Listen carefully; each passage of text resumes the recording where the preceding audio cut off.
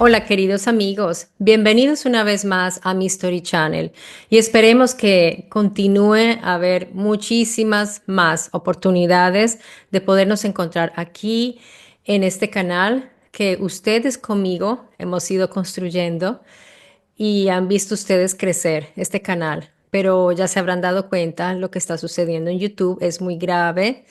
Están cayendo, así como un efecto dominó, muchísimos canales. Algunos han decidido cerrar. En fin, la desmonetización es algo muy fuerte para canales que ya tenían un ingreso grande, contrataban personas, ya la persona se había independizado y vivía de eso. Imagínense, yo no he llegado a esos niveles, trabajo sola y sin embargo es una ayuda la monetización que se realiza mediante los comerciales que ellos tanto ponen en nuestros videos, que es más bien un poquito de video en muchos comerciales, porque así se ha vuelto. Exageran muchísimo. Se supone que iban a regularizar eso, que iban a mejorar, pero en realidad la intención, como siempre, no es precisamente darle una ayuda a los creadores y a los usuarios. Recordemos que antes se priorizaba las elecciones y las preferencias de los usuarios. No va a ser más así. Amigos, es muy probable que ustedes no empiecen a ver mis notificaciones, que no empiecen a recibirlas. Es muy probable que ustedes empiecen a no ver más mi Story Channel, porque si no vienen con regularidad, el algoritmo, lo que está sucediendo es importante. Les explico, porque la Unión Europea y Reino Unido se reunieron para ponerse de acuerdo en intervenir YouTube con algo llamado como la priorización. Le van a dar la priorización a canales que tengan retóricas que les favorezcan y que les convengan. Les estoy resumiendo porque seguramente no lo van a decir así, lo presentan de una manera distinta. Es para proteger a los niños, es para proteger. En realidad lo que están buscando es que ustedes sean guiados en sus preferencias, no al contrario. Antes el algoritmo trabajaba para sus preferencias, ahora les van a proponer, los van a guiar. Esto es generalizado, amigos. Ahora, yo quiero mandarles un mensaje, sobre todo a que ustedes mantengan su criterio y su sentido crítico, su sentido común, sus sentidos muy abiertos y siempre mantengan la sana duda. Esa duda los puede salvar, incluyendo la información que yo traigo, solo que no se las estoy imponiendo como una verdad absoluta, pero siempre mantengan duda. Yo estoy empezando ya a dudar de todo lo que veo aquí en YouTube. Veo que ya hay canales que están imponiendo prácticamente ciertas retóricas, se están alineando con ciertas ideas. Así que es sano mantener una duda y buen sentido común. Eso es lo más importante que mantengan. Y sí les voy a pedir que vengan al canal cada semana. Ustedes saben que yo publico al menos 2 videos a la semana. Así que si ustedes vienen a ver si he publicado, pues el algoritmo no puede con eso. Contra la voluntad y el libre albedrío no pueden ir, al menos por ahora. Así que son ustedes ahora muy importantes para nosotros, los que creamos y investigamos para ustedes. Que ustedes vengan y busquen el canal porque el algoritmo no nos va a proponer. Yo estoy esperando que me llegue la notificación de algún email de YouTube diciéndome que me van a desmonetizar. Si sucede eso, voy a seguir, voy a continuar. Igual, claramente es un golpe fuerte porque, en fin, ustedes saben que es importante, pero yo continúo con el apoyo de mis queridísimos miembros del canal que se han afiliado y ahora son miembros del canal. Y quien quiera obtener la membresía lo puede hacer uniéndose a la familia Mi Story Channel para apoyar este proyecto. Si pueden hacerlo, si no lo pueden hacer, ni siquiera se sientan mal por eso, por favor. Yo me dirijo solo a quienes pueden y que quieren hacerlo. También quiero decirles que estoy muy contenta porque mi libro se está vendiendo bien, funcionó la promoción en Amazon de México, ya la hice en España, no me fue mal, no me puedo quejar, realmente no estoy haciendo publicidad en ningún lugar, es algo increíble que se estén vendiendo los libros de ese modo. Entonces quiero darles las gracias a quienes lo están adquiriendo y pedirles el favor que dejen su comentario, ojalá su voto, porque eso también es importante. Pues para mí, para que las personas sepan de qué trata el libro, quizás si les gusta, pero lo importante es que dejen sus opiniones y sus votos, que eso lo valoro muchísimo. Ahora sí vamos con el tema, amigos, y seguimos con Enoch, porque Enoch es algo fuera de serie, si me perdonan la expresión, de verdad, es un caso muy, muy particular, muy especial y es bastante relevante poder profundizar sobre estos libros. Los grandes especialistas de referencia para que ustedes tengan en cuenta, si quieren ustedes mismos tomarse en sus manos la investigación acerca de los libros de Enoch son George W. Nickelsburg, probablemente es el más importante de todos, que ha estudiado los libros uno y 2 de Enoch, junto con James Van der Kam. También todos estos estudiosos, investigadores, catedráticos que les estoy nombrando han aportado muchísimo sobre sobre los libros de Enoch. El problema es que es difícil encontrarlos en español, es muy difícil. Pero hoy día, pues, hay maneras de traducir. La obra de estos estudiosos es considerada magistral y es el resultado de décadas de trabajo, claramente. Incluso se describe como la culminación de 3 décadas de investigación sobre Enoch, el primero y el segundo. Otro estudioso importante, experto en los libros de Enoch, es Loren Stackenbrook. También Gabriele Boccaccini. Él es relevante por su teoría del llamado judaísmo enóquico. Además, fundó el Enoch Seminar, uno de los grandes centros académicos de estudio de Enoch. Otro estudioso es Joseph Milik. Para el tipo de trabajo que yo estoy realizando, amigos, que estoy realizando filología profunda y conexiones con Génesis, Vigilantes, Elohim, estoy estudiando sobre las ascensiones, la tecnología antigua y realizando lectura no teológica. Es muy importante trabajar con esta triada de estudiosos, Nickelsburg, Van der Kam, Stockenbrook. Así que si quieren, pueden buscarlos y empezar a tratar de conseguir la información que ellos han desarrollado. Ellos serán nuestra base para realizar lo que vamos a hacer hoy, este análisis. Y tengan en cuenta que Milik y Boccaccini son muy buenos para ese contexto histórico. Y en italiano, la referencia más importante suele ser Paolo Sacchi.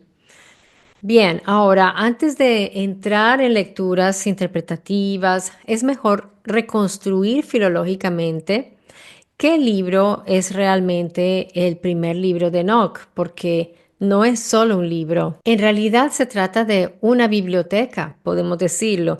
Y ahí comienza el verdadero trabajo, porque los libros de Enoch no son un texto único y tampoco puro, sino una tradición compuesta, estratificada y reelaborada durante siglos. Esto les suena familiar seguramente porque es lo que hemos ido encontrando también en el Tanaj. Enoch 1 es una colección de obras distintas, son redactadas en épocas diferentes, por círculos distintos, con teologías que no siempre coinciden, porque lo que he podido ver, que no es fácil encontrarlo claramente y poderlo filtrar, es que la teología es un añadido posterior, pero igual hay libros que muy probablemente fueron escritos con esa intencionalidad, pero no los más antiguos. Por eso quise ir más allá con Enoch, porque veo mucha teología allí. eh, en ese sentido, teología añadida. La estructura interna de primero de Enoch generalmente se divide en el libro de los vigilantes, que está entre el capítulo 1 al 36, el libro de las parábolas, que está entre el 37 y 71, el libro de los sueños, entre el 83 y el 90, y la epístola de Enoch, que está entre el 91 y 108.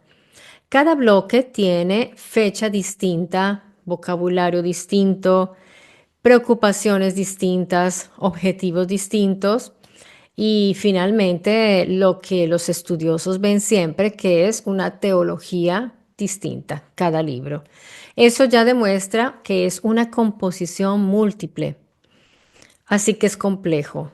Hablemos entonces del libro de los vigilantes, que a mí me encantó. Es muy antiguo, fue compuesto entre los siglos tercero y segundo antes de la era común o antes de Cristo, como prefieran. Enoch es otro tipo de literatura, es apocalíptica, lo que llaman apocalíptico, que en realidad se trata de algo que viene a ser descubierto, pero nosotros siempre lo vamos a relacionar con lo que es la escatología. Y también es sapiental. Todo esto es lo que dicen los estudiosos. No es una narrativa torática, sacerdotal, y eso tengámoslo claro. No se trata de la Torá sacerdotal. Aquí los estudiosos hablan más bien de estratos redaccionales, escuelas enoquianas, tradiciones apocalípticas nuevamente, círculos sacerdotales disidentes, y redacciones sucesivas. El estudioso italiano de judaísmo propuso que Enoch podría representar una línea rival frente al templo oficial. Esto es el punto de vista de no todos, pero de algunos estudiosos. No hay un consenso. Eso es enorme porque pues al menos podemos decir que en esos textos estamos encontrando múltiples manos, pensamientos, múltiples épocas y múltiples agendas. Esto es importante. Estas agendas, ¿qué quieren transmitir? ¿A qué quieren llevar al lector? Y a diferencia del Génesis, en Enoch sí se puede percibir estar leyendo varios libros consecutivos, lo cual facilita su estudio, porque se nota. Por parte de la exégesis es un poco más fácil, a diferencia de la Torá, que, por ejemplo, por darles un ejemplo, el Génesis, cuando estamos leyendo, no nos damos cuenta que estamos leyendo dos relatos distintos y otras tradiciones o relatos distintos. Algo muy significativo es que muchas ideas que luego aparecen en demonología, juicio final, lo que les decía, lo que llamamos apocalíptico, que es lo que es escatología, ángeles caídos, cielos múltiples, Mesías celestial, no nacen de la Torá. Eso no viene, esas ideas de la Torá, sino en esta literatura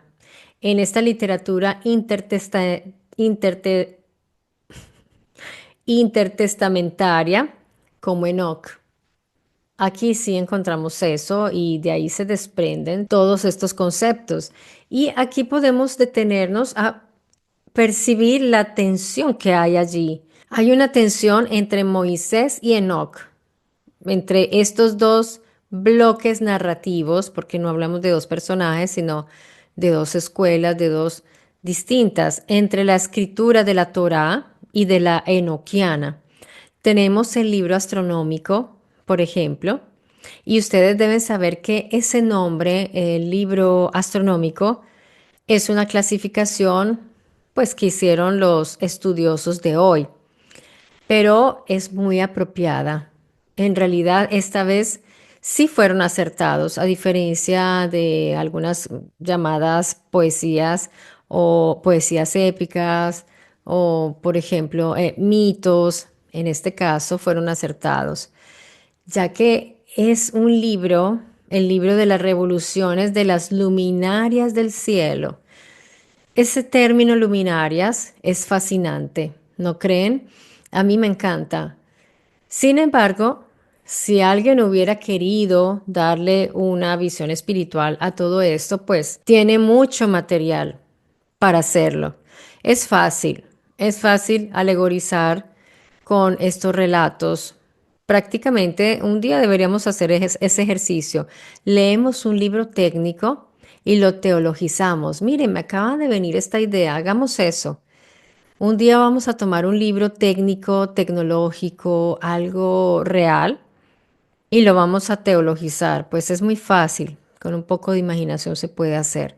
Sin embargo, el hecho de que los estudiosos modernos intenten devolverles una dimensión técnica, cosmológica e histórica a estos escritos quiere decir que es obvio que no son de carácter teológico. No pudieron. Es tan cosmológico realmente, tan literal y tan explícito que les quedó muy difícil decir que era una teología.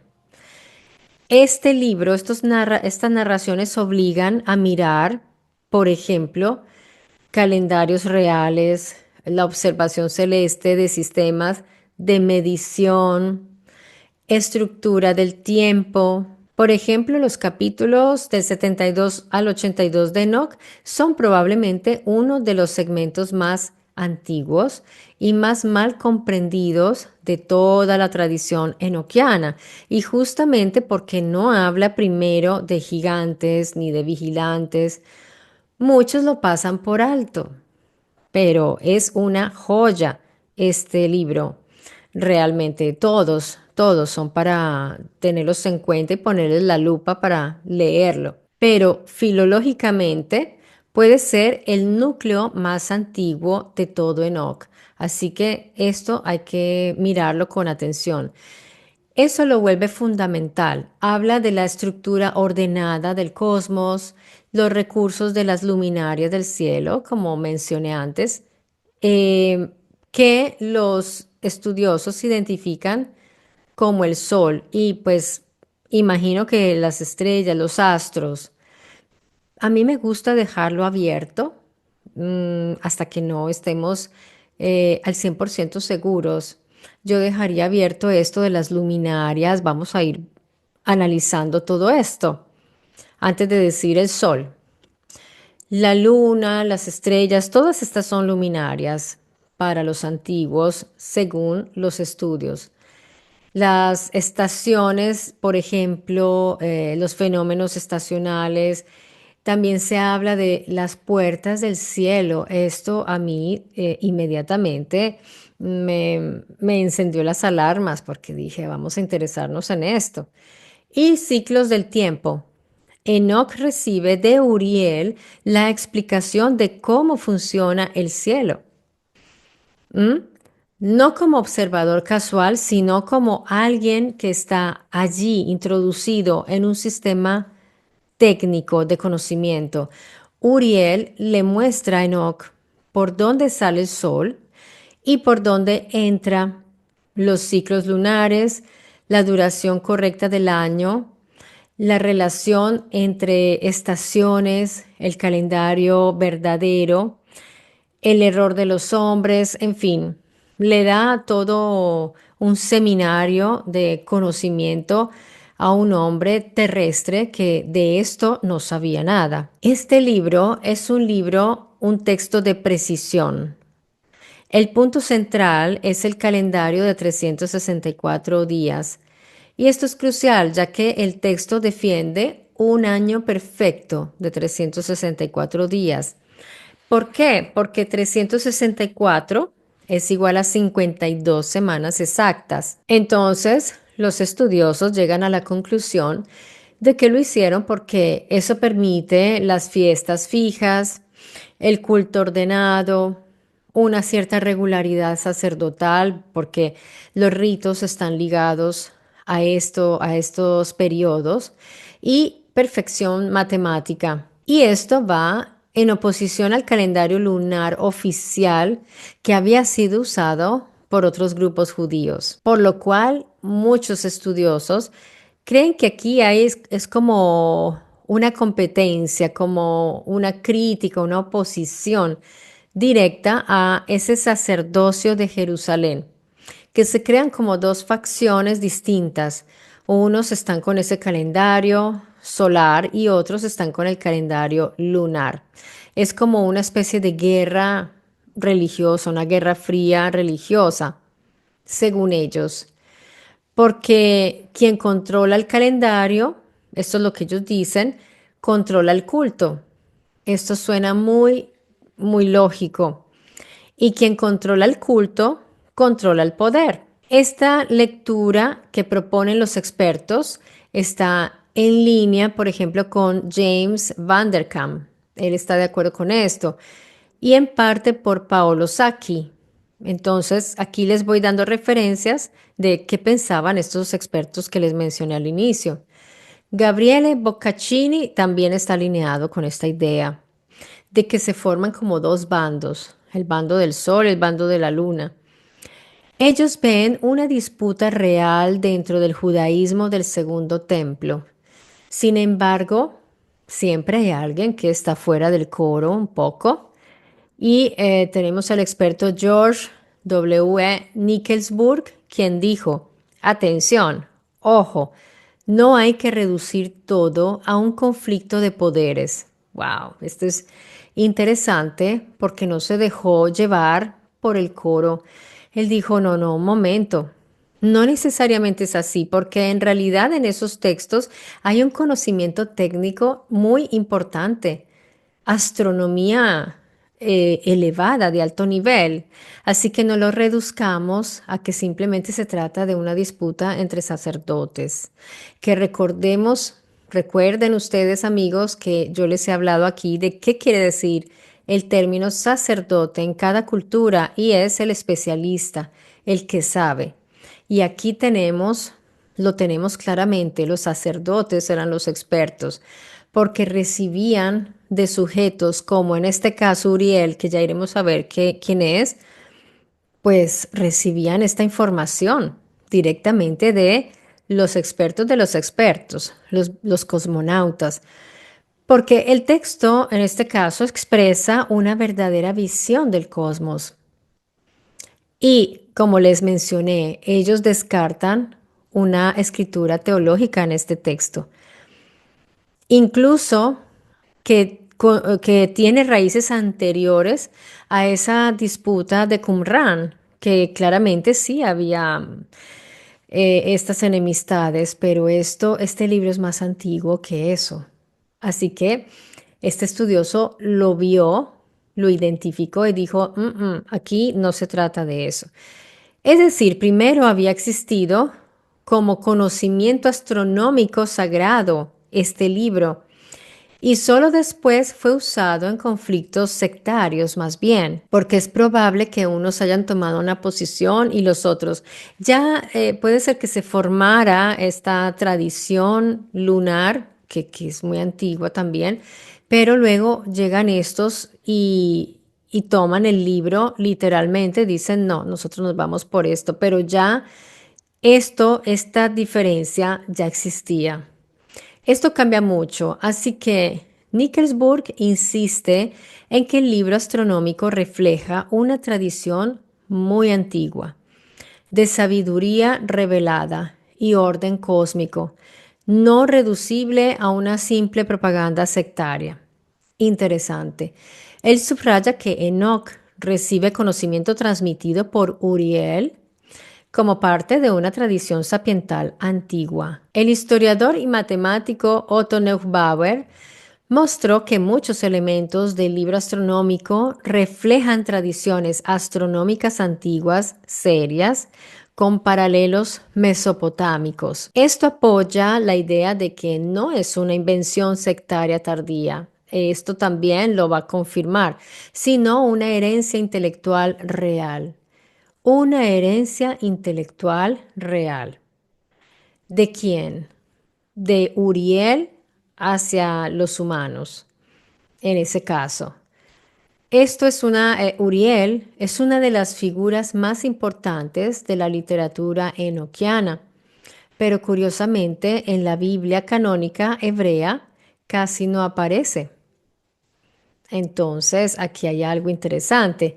En hebreo, Uriel generalmente se interpreta como luz de él o fuego de él, porque Ur puede ser relacionado con luz, fuego, llama, y ya como ustedes saben, porque son expertos del tema, él es poder divino, o sea, ese poder de aquella categoría no humana distinta. Bueno, de aquella categoría distinta, dejémoslo así, porque otros dicen que eran humanos. Entonces yo no quiero aquí afirmar cosas. Simplemente él es un poder y hoy lo llaman divino.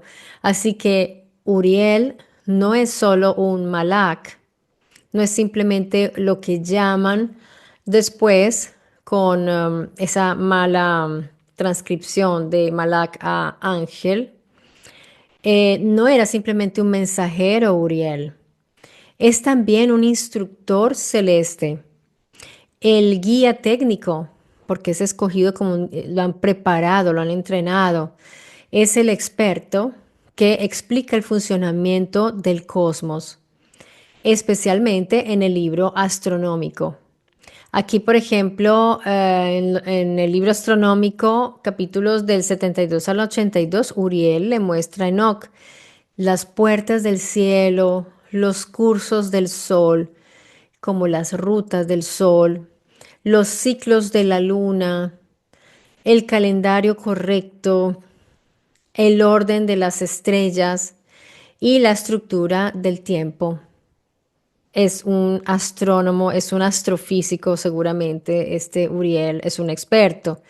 Entre los grandes seres celestes están también Miguel, Gabriel y Rafael, Fanuel y debemos incluir a Uriel, quien tiene a cargo el conocimiento celeste y el orden cósmico. Uriel aparece también en el libro de los vigilantes cuando se informa la corrupción causada por Asael o Azazel. ¿Lo recuerdan? Así que a Uriel le dejan esa gestión de lo que sucedió ahí, de la rebelión, de la desobediencia de los vigilantes cuando deciden descender al Monte Hermón, liderados por Azazel.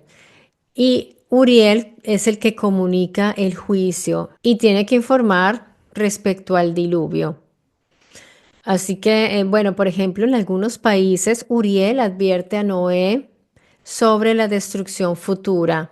Estos pueden ser reelaboraciones culturales también, porque está el libro más antiguo donde está el relato, pero cada pueblo puede añadir, cada grupo de la tierra fue añadiendo a esto y convirtiéndolo en una tradición oral. Igualmente, Uriel tiene función de mediador del juicio, así que de todo esto podemos deducir que Uriel se mantuvo leal al llamado Altísimo, a esa autoridad máxima.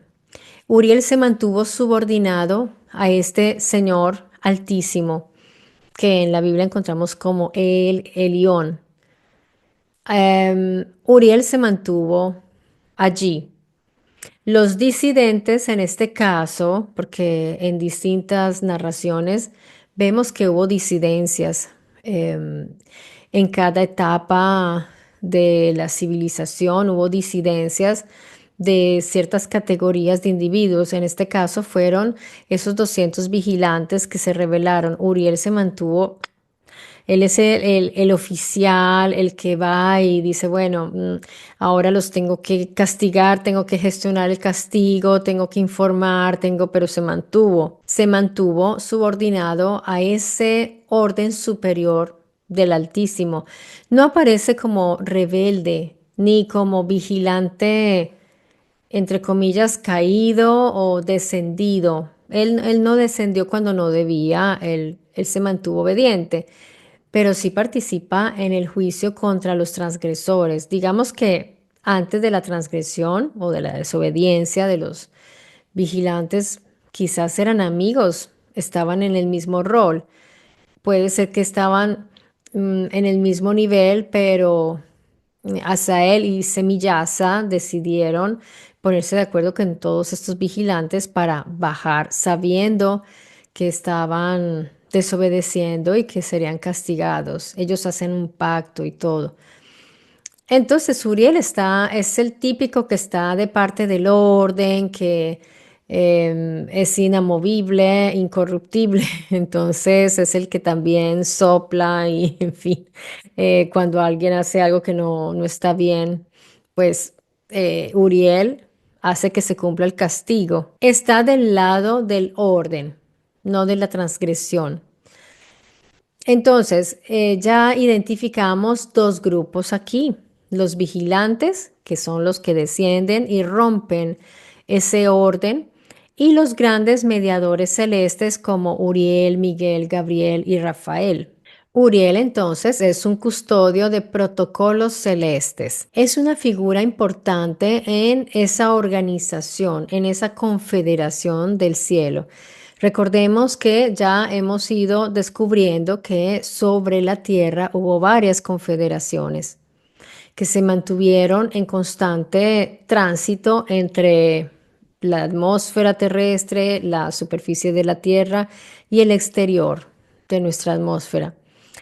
Es una figura entonces como de autoridad y también muy funcional.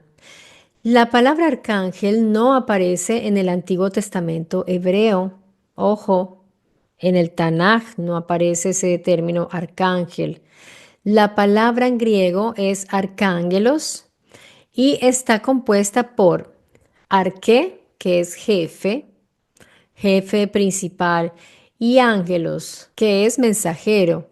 Literalmente, entonces sería mensajero principal, mientras que en hebreo aparece malach, que puede significar un enviado humano también, porque en algunos casos un enviado humano es un malach. Cuando cumple ese rol de mensajero es un malach.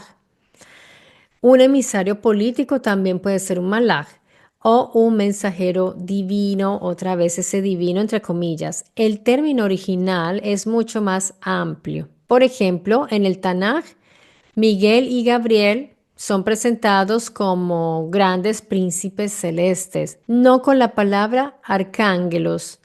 La confederación celeste o estructura de gobierno superior que aparece en textos como el primer libro de Enoch, Daniel y otros escritos está compuesta por Uriel y todos los demás que ya nombramos. Estos pertenecen al mismo nivel alto de autoridad, pero son altos oficiales en competencias distintas, con tareas distintas. Todos ellos están por encima de los vigilantes que se rebelaron, porque en el momento en que se rebelan pierden derechos, es normal. Es como decir todos los empleados de un banco tienen un estatus dentro del banco. En el momento en que 10 de ellos desobedecen las reglas o normativas, ya están por un nivel más bajo dentro de la empresa, porque son considerados no leales. Es todo esto. Ahora yo me hago una pregunta. ¿Por qué precisamente Uriel es quien enseña astronomía y no, por ejemplo, Miguel o Gabriel o Gabriel? Si hacemos una lectura funcional, podemos asignarles especializaciones coherentes con sus funciones textuales, que también están muy reflejados en sus nombres, como algo muy típico de la cultura hebrea, porque ellos, los nombres no son simplemente nombres. Comencemos por Uriel. Su especialización, según lo que hemos visto, podría ser la cosmología, la cronología, la navegación celeste, por ejemplo. Así que su rol sería de astrónomo, sagrado porque su servicio está reservado al Altísimo. Entonces sería una especie de custodio del funcionamiento del cielo.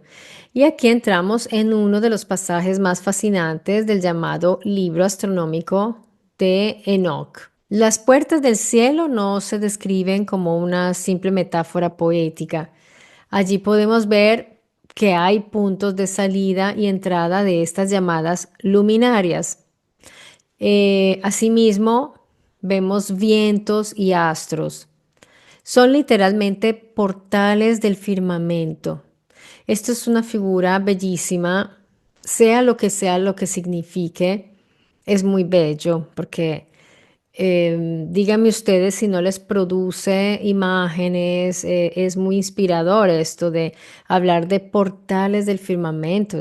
A mí me parece que aquí hay una belleza infinita en este lenguaje para poder señalar fenómenos visibles y fenómenos físicos. En el primero de Enoch, capítulo 72, Uriel dice a Enoch algo semejante a: estas son las leyes del sol. Sale por las puertas del cielo y se pone por las puertas del occidente. Y luego describe 6 puertas al oriente y 6 puertas al occidente, por donde el sol entra y sale según la estación. Así que lo que nos indican aquí como sol en el texto está algo como luminaria. Está interpretado como luminaria, lumbrera, gran luz. Por ejemplo, en Ge'ez es algo muy cercano al Génesis, del primer capítulo de Génesis, donde se habla de la lumbrera mayor, Hamaor Hagadol, en hebreo. No simplemente Shemesh, que sería sol, así es como lo interpretan, Shemesh. Como uso cotidiano sería Shemesh, que es sol. Incluso dice algo notable. Enoch habla explícitamente de un carro del sol, que asciende el sol en un carro impulsado por el viento. Y aquí tenemos el Ruja, que sería en arameo. Y recordemos que en hebreo es Ruach, que atraviesa puertas y sigue rutas asignadas. Y aclaro que esto es textual, no es una invención moderna. El viento impulsa el carro, lo impulsa una fuerza dinámica. En el mundo antiguo, carro era la mejor palabra disponible para describir un sistema de transporte, un vehículo que fuera avanzado, porque en ese tiempo lo que los humanos podían hacer eran sus carritos, así para, como lo que hacían los carritos de, por ejemplo, de los filisteos o de los egipcios, por ejemplo. Pero al igual, si veían algo que transportaba a un individuo, perdón, entonces era el carro, como lo podrían llamar. Lo mismo pasa con Ezequiel y su Merkabá. Igual que en tradiciones egipcias, griegas o mesopotámicas, como por ejemplo el carro solar de Helios. El texto describe entonces carro, que es un vehículo, una trayectoria, describe también puertas, una ruta fija y una impulsión por viento. Advierto que la palabra carro no se debe descartar automáticamente como algo fantasioso. Podemos estar hablando de una propulsión cuando habla que el viento empuja el carro del sol. Sobre la frase, porque es que ya se habrán dado cuenta que yo aquí, mientras les hablo del texto, estoy haciendo una lectura distinta para poder abrir un poco otras posibilidades. Puede tratarse del sol, pero podría también ser otro tipo de objeto. Siempre debemos estar abiertos a esa posibilidad. Recordemos todas esas representaciones del sol alado, como lo llaman, el sol alado, pero es el sol.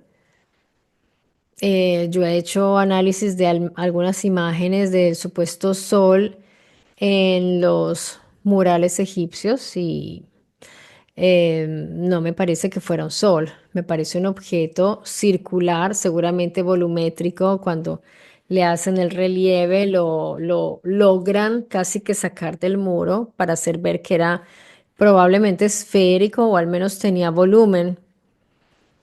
Interesante. Así que, pues en ese caso, ese viento sería una propulsión, pero si hablamos del sol, bueno, esto dejémoslo abierto. Por ahora, sobre la frase de las 12 puertas abiertas en la circunferencia del carro del Sol, los estudiosos dan una interpretación dentro de la cosmología astronómica antigua. Para ellos, esas puertas están relacionadas con los meses del año, las estaciones, la variación del día y la noche y los cambios del clima. Y aquí quiero hacer un pequeño paréntesis porque ya estamos hablando de puertas, pues tenemos que hacer paralelos con Egipto, porque a veces comparando textos es interesante que quizás nos pueda aportar algo respecto al texto que estamos tratando, que es Enoc. Las puertas, en este caso, en estos textos egipcios, son una especie de umbrales, ojo con todos estos términos, ¿no? Con pinzas, porque aquí estamos interpretando. Entonces son umbrales, pero recordemos que también nuestras puertas, nosotros decimos umbral a esa parte de la puerta cuando la atravesamos. Son umbrales de tránsito entre regiones del Duat.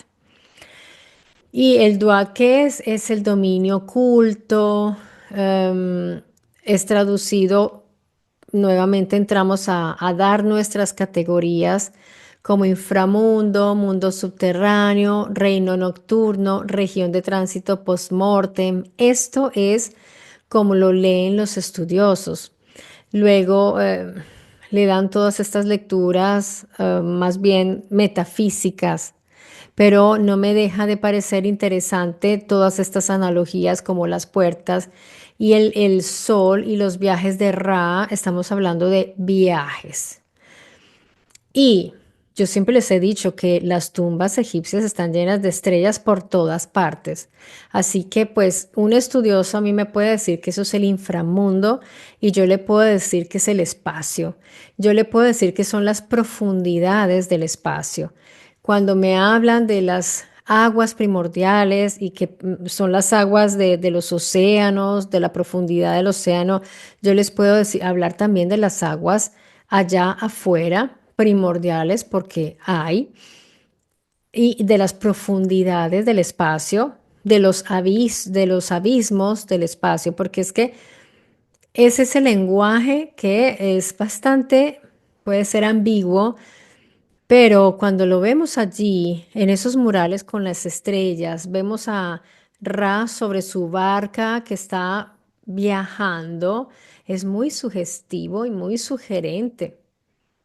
Así que no descartemos. En Enoc se habla de un carro del sol y en Egipto se habla de la barca de Ra, que pues representa, que dicen que el sol. Pero en realidad ese disco solar yo siempre lo he visto como otra cosa. Yo pienso que ahí también, si Sitchin estuviera aquí, estaría hablando de Nibiru, pero yo todo esto lo dejo abierto porque podría ser en algunos casos, pero en otros casos podría ser el sol, en otros casos podemos estar hablando de otro tipo de objeto. Así que yo diría que todo esto vale la pena investigarlo mucho, analizarlo, compararlo para ver si podemos poco a poco ir haciendo como una carpeta de interpretaciones y decir, bueno, para mí esto ya está cerrado para ir descartando. Es interesante que también Ra atraviesa 12 regiones.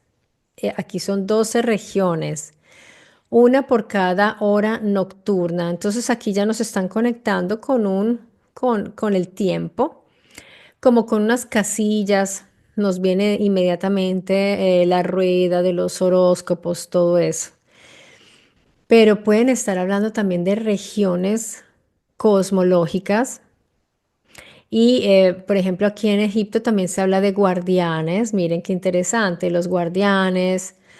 En el caso de los de Enoch son los vigilantes. Interesante. Para los estudiosos es un proceso de renovación, en fin, todo eso que ellos le encuentran, estos significados. Y en el libro de las puertas, estas puertas están custodiadas. Aquí también se hace la analogía del movimiento del sol, del ciclo del sol, que cumple las etapas, que es el viaje del sol, pero entonces también tenemos al Dios y podemos estar haciendo analogías interesantes que de pronto el escriba quería mostrar que no solo se trataba del sol.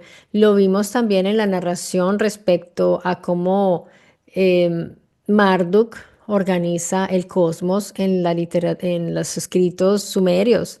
Entonces tenemos que estar muy despiertos, encontrando en qué momento están haciendo analogías, en qué momento están como comparando una cosa con la otra. Hay algo interesantísimo que no debemos dejar pasar dentro de este paréntesis, revisando lo que escriben los egipcios sobre el Amduat, porque ahí encontramos también un control de acceso a ciertos lugares de ese cielo, de esa zona del cielo, como unos checkpoints, como si fueran unos protocolos de autorización. Realmente esto es bastante estimulante cuando encontramos todo esto. Y volvemos nuevamente al sol, la luna, el tiempo, el calendario, sí, porque esto está presente en la civilización, es muy normal esto. Entonces, para concluir, vemos que hay unas rutas controladas también en el Duat, en lo que los estudiosos llaman el inframundo, donde hay un tránsito nocturno, hay una regeneración, hay un viaje. Nos debemos siempre mantener muy despiertos respecto a esas analogías. En este caso, en Enoch, las 12 puertas abiertas en la circunferencia del carro del sol, así está escrito. Pues para los estudiosos, ellos interpretan dentro de la cosmología astronómica antigua que está relacionado con los meses del año, las estaciones, la variación del día, la noche, los cambios del clima, porque siempre está la historia de que para ellos era muy importante entender cuando crecen los cultivos o cuando debemos hacer un ritual, porque aún tenemos ese concepto de la gente del pasado como gente muy religiosa, que siempre están como haciendo, ellos sí rendían culto a ciertos elementos, pero tampoco pienso que todo se ve que siempre se aplica todo, siempre como si la vida de ellos girara en torno a la religión. Esa es la idea que nos dan. Estas personas eran ultra religiosas. Bueno, dejémoslo así. Entonces, en Enoch, para los estudiosos, hay 12 divisiones funcionales del ciclo solar. Y los especialistas como George Nickelsburg y James Van der Kam, ellos entienden que el libro astronómico refleja una cosmología donde el firmamento está organizado arquitectónicamente. Qué interesante. Por ejemplo, en la astronomía babilónica, pues han podido ver que los cielos estaban divididos en sectores precisos. Interesante. Dentro de la astronomía babilónica, dividir en sectores el cielo tenía varias aplicaciones. Por ejemplo, según los investigadores, estas aplicaciones eran, adivinen cuál es la primera, religiosas, políticas, agrícolas, claro, sí, la agricultura era muy importante, y calendáricas, estatales, todo eso estaba conectado, también predictivas. Por eso era un conocimiento de poder. Efectivamente, yo también lo pienso. La famosa tablilla circular es una tablilla redonda con divisiones radiales que podían representar sectores del cielo como si el firmamento estuviera dividido en zonas. Si Uriel viene o, por ejemplo, los Momo llegan donde los Dogón y les dicen, mira, nosotros venimos de aquí y le hacen un dibujito en la arena y le explican de dónde venían, le dicen esta región del cielo se llama así, esto se llama así. Empiezan a concebir el cielo efectivamente como una gran región que puede estar dividida en sectores. Hay rutas, hay puertas, pues por llamarlos de algún modo, no es que haya puertas como, pero hay portales y hoy, ¿cómo los llamamos nosotros? El agujero de gusano. Entonces, ¿qué diría una persona que leyera eso en el futuro? Que había un agujero de gusano. No, porque es literal en el sentido de que efectivamente es un agujero con forma de gusano. No es un gusano en sí. Eh, pero también nosotros nombramos ciertos objetos como lo podemos nombrar, con el nombre que le podemos dar. Quizás ese tipo de elementos cosmológicos ya tengan un nombre para civilizaciones más desarrolladas que nosotros, seguramente lo tienen, y más acertados que los nuestros. Cada cultura nombra según los elementos lingüísticos con los cuales cuenta. Y aquí viene algo interesante. El cielo se dividía en la vía de Anu, la vía de Enlil y la vía de Ea. Ya tenían nombre estas vías. Estas eran grandes franjas celestes, una verdadera cartografía, es como las rutas, eran las rutas que tomaban Enlil, Ea, Anu y Enki. Tenían sus propias rutas. Como decir, cada aerolínea hoy día tiene su línea. Entonces, una empresa compra esa línea de viaje y le pusieron nombre, porque es la que realiza esa agencia. La vía de Avianca, la vía de Iberia, por ejemplo. También ese tipo de documento podría contener listas estelares o catálogos de estrellas, como el que ya les comenté aquí una vez en el canal, el MULAPIN, que es una base de datos astronómica enorme para la astronomía. Yo me pregunto, ¿les servía esta astronomía para saber cuándo crecía el maíz? Me pregunto, porque sí, ellos hacían seguramente sus rituales de la cosecha y todo eso. ¿A qué les servía a ellos una base de datos astronómica enorme, como lo dicen los documentos? Para las cosechas, no creo. Había estrellas principales, salidas helíacas, por ejemplo, eso sí sirve.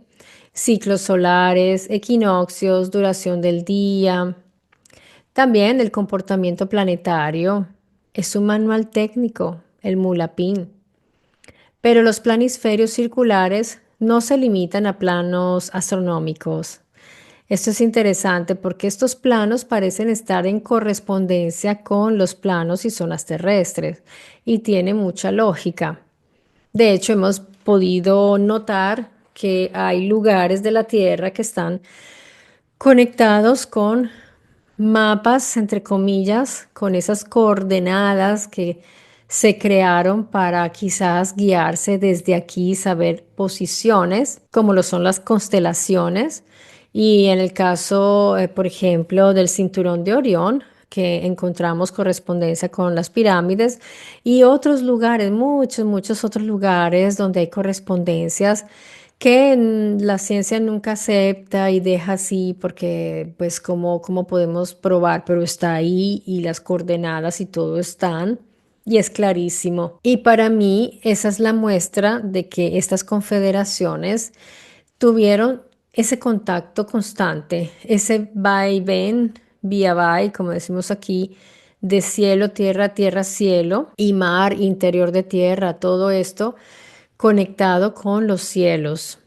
Una conexión que se perdió porque nosotros a mala pena podemos más o menos subir, pero no, ya no tenemos, no ha sido, no nos ha pertenecido a nosotros esos viajes. Yo, por ejemplo, no pienso que sean humanos los que están realizando, los que manejan estos aparatos. que tienen la capacidad de mantenerse en antigravedad, por ejemplo. Yo no pienso. Ahora el discurso es sí, son humanos, somos nosotros, regresamos. Cada quien puede tener su teoría y yo solo les digo, amigos, desconfíen mucho de todos esos informantes que están saliendo del Congreso, de la NASA. Yo la verdad, yo lo tomo con pinzas. No quiere decir que no escuche, que no esté pendiente, pero lo tomaría con pinzas. Ojalá salgan personas que ojalá fueran outsiders realmente, que fueran personas como nosotros, pero que tuvieran buenas conexiones, pero es muy difícil porque eso está reservado, eso ya se monopolizó y ya no hay nada que hacer, no puede entrar cualquiera, pero sí se les puede haber disidentes. Ahora díganme ustedes cómo podemos probar quiénes son verdaderos disidentes, porque si están tan tranquilos hablando en YouTube, dando entrevistas y tienen sus canales donde nos informan cosas impresionantes y sensacionales sobre las bases y todo. Cuando yo aquí he hablado de ellos, la gente me dice, Marta, esa persona, eso es disidencia controlada, eso, tienen razón, no puedo asegurarlo, pero tampoco los puedo negar que es una posibilidad, así que mejor desconfiar. Es lo único que les digo, todo con pinzas, todo filtrando mucho, porque entre todos esos personajes, algunos nos caen bien, algunos no, pero ¿cómo podemos saber?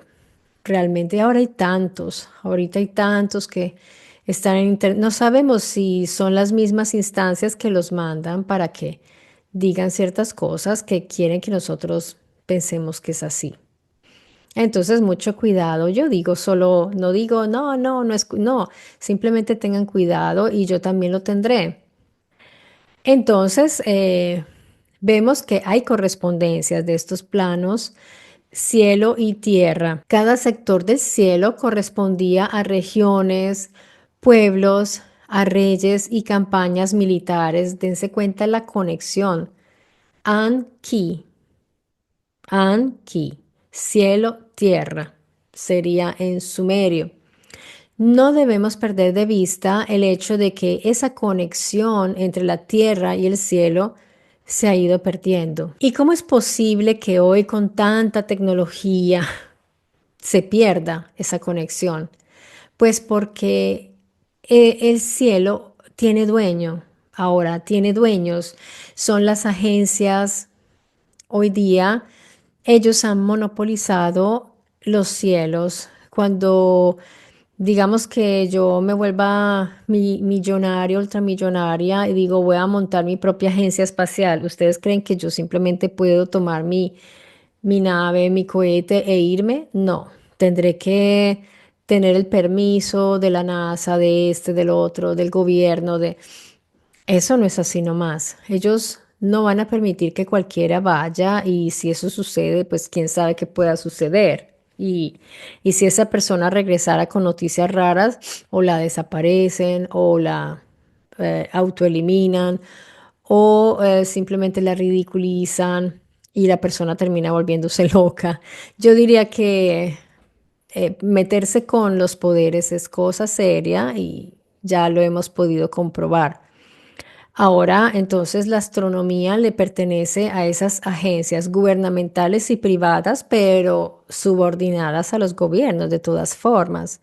Yo diría que en el pasado, el mundo antiguo funcionaba desde una cultura que yo llamo geoastronómica,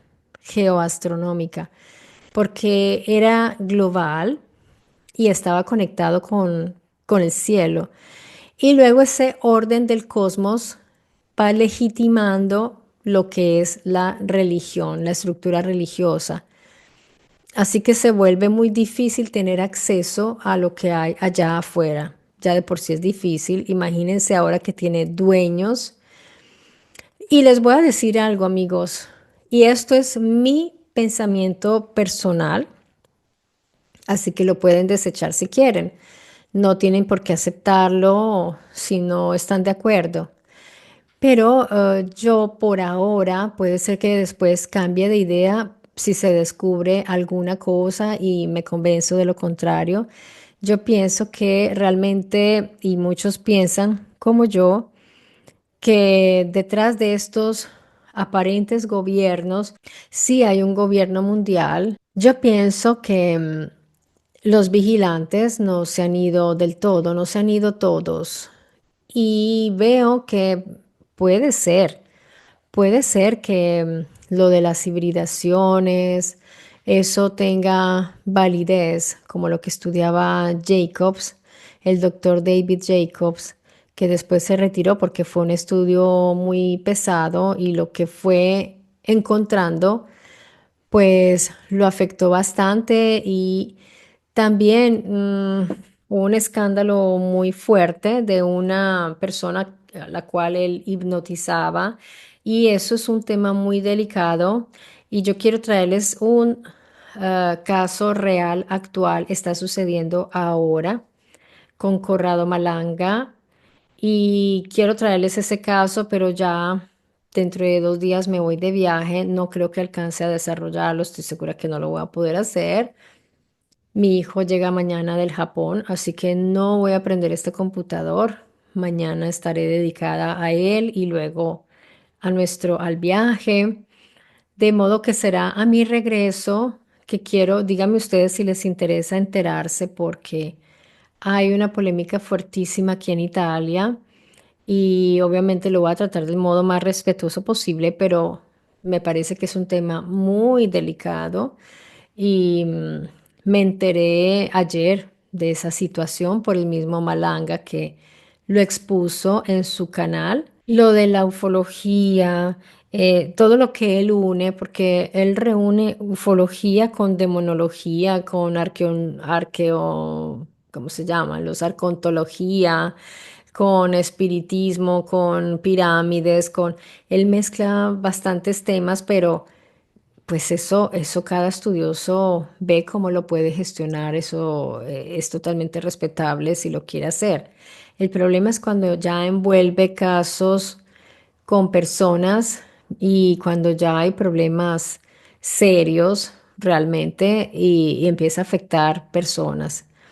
Así que nosotros debemos tener mucho cuidado, por eso yo les he dicho aquí de señalar, de Em, quizá nos podemos enterar de situaciones delicadas, pero a veces es mejor ni siquiera mencionarlas cuando los ánimos están encendidos, porque ustedes saben que una persona que no está equilibrada lo va a tomar muy mal, toma un arma y va y le dispara a las personas de las cuales nosotros hemos hablado y hemos dicho alguna cuestión que ni siquiera tenemos verificado, porque no se puede, no tenemos pruebas, pero esa persona toma un arma y va y hace daño.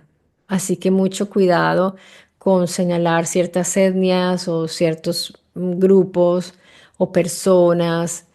Eso es de tener mucho cuidado. Así que pues si desean, les traigo ese caso porque nos puede también servir como ejemplo y podemos analizarlo también. Es interesante ver lo que está sucediendo.